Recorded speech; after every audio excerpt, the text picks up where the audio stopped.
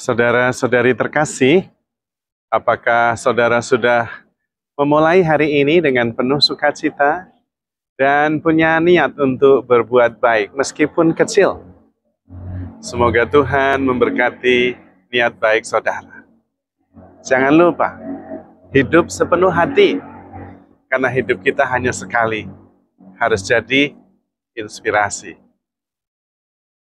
Hari ini saya melihat bahwa langit tertutup oleh awan, oleh mendung, sehingga matahari tidak kelihatan sinarnya.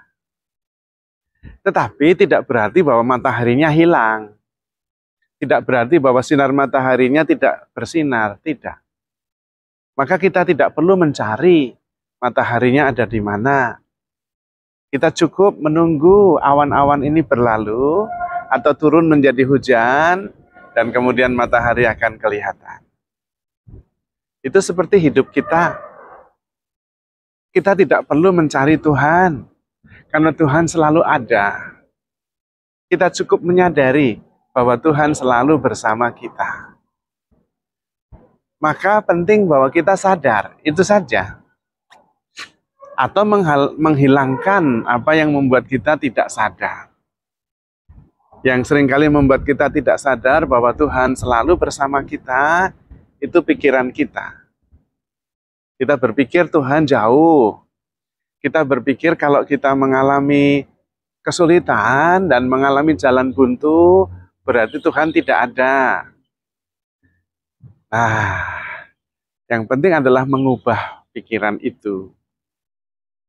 Karena yang kita pikirkan, yang kita yakini selama ini, itu adalah sebuah bentukan dari masyarakat, dari orang tua, dari pendidikan, dari perjalanan pikiran, ingatan, kenangan, trauma yang kemudian kita yakini sebagai kebenaran. Maka penting sekali kita berani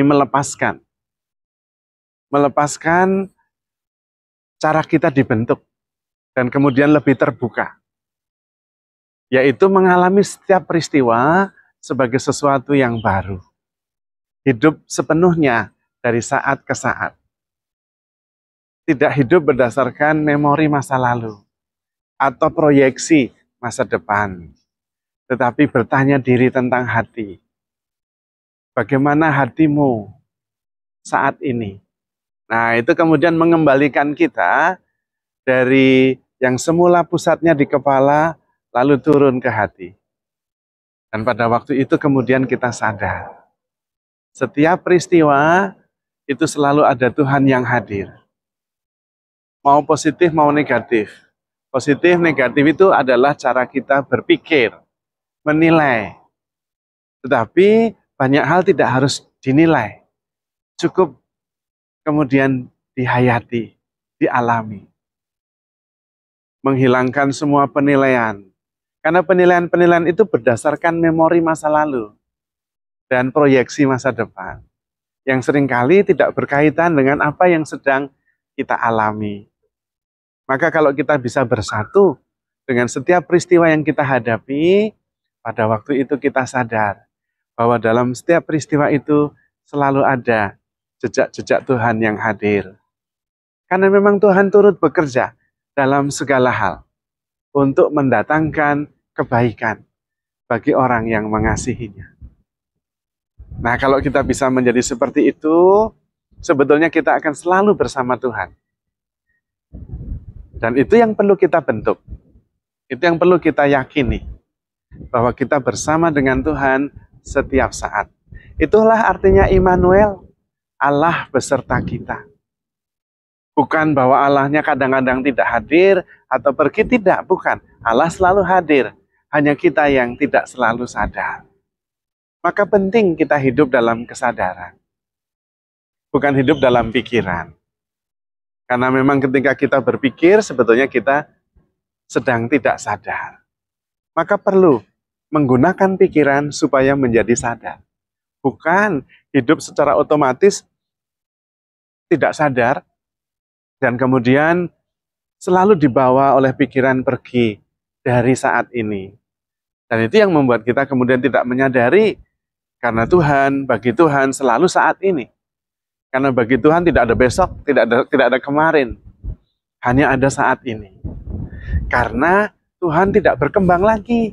Kalau berkembang itu berarti belum sempurna. Kalau sudah sempurna ya tidak perlu ada perkembangan. Dan karena tidak ada perkembangan maka tidak ada waktu. Waktu itu adalah sebuah perjalanan perkembangan dari A ke B. Nah, itulah perkembangan. Allah tidak berkembang karena dia sudah sempurna. Maka selalu saat ini bagi Allah. Nah, kalau kita bisa hadir saat ini, maka kita selalu bersama Allah. Dan hidup bersama Allah adalah hidup dalam kedamaian, dalam ketenangan. Kalau bisa, dengan melatih diri terus-menerus, kita selalu hadir dari saat ke saat. Dan kemudian kita selalu bisa mengalami Allah yang selalu terlibat dalam setiap hidup kita untuk mendatangkan kebaikan bagi yang mencintai Dia. Maka yang paling penting adalah setiap saat mencintai Tuhan. Dan untuk mencintai Tuhan juga kita tidak perlu usaha. Karena kita adalah cinta itu sendiri. Seperti matahari, selalu ada. Cinta juga selalu ada dalam diri kita. Bukan mencari dan berusaha mencintai, tidak. Kita adalah cinta itu sendiri. Cukup dengan membuang, menyingkirkan yang menghalangi cinta itu menampakkan diri. Cinta selalu ada. Dan jauh lebih mudah mencintai. Karena itu sesuai dengan nature kita. Nah, apa yang menghalangi? Yang menghalangi adalah pikiran-pikiran negatif. Yang menghalangi adalah ingatan-ingatan negatif. Yang kita simpan terus. Tentang seseorang, tentang peristiwa, tentang Tuhan juga.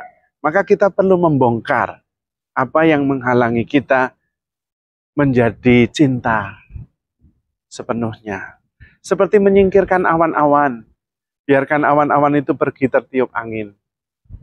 Kita juga mengikhlaskan pengalaman-pengalaman yang tidak mendukung kita untuk bisa lebih mencintai.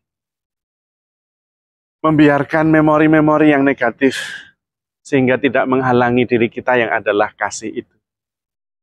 Karena itu, duduk tenang dan sadar akan kehadiran Tuhan, sadar akan kasih.